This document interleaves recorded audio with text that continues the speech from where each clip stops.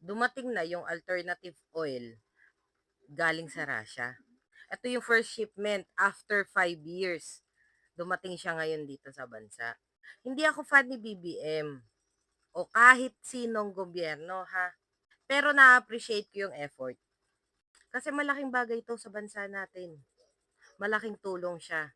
Kasi ngayon ang Pilipinas, nasa 1 year national energy emergency. Kaya malaking bagay at malaking tulong sa atin kung magkakaroon ng solusyon. Kasi mape-prevent nito yung lalong paglala ng sitwasyon. Hindi ako kasi maka BBM, makasara, hindi. Hindi talaga. Wala akong kinakampihan kasi parehas may mali. Pero, kapag nakikita ko nag-e-effort, ba't hindi ko i-appreciate? Kasi para sa atin din naman yun eh. Maganda yun. O sige, isipin nyo na naman kasi si Maleta. Oo na nga, si Maleta na nga. Nagnakaw na nga.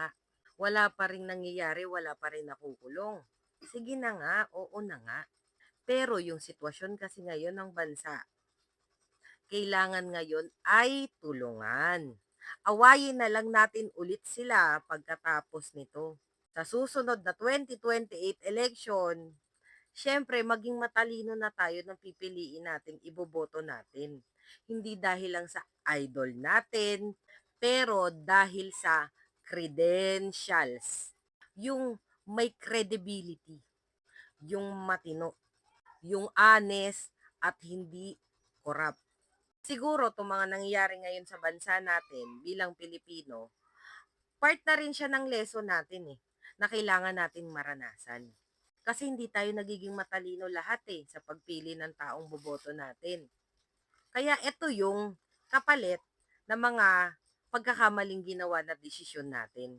Ganon talaga eh. Kung nagkamali ka, meron talagang consequences. Yung consequences na yon, ginagawa siya para mag-grow tayo. Ako kasi naniniwala ako na bawat problema may solusyon.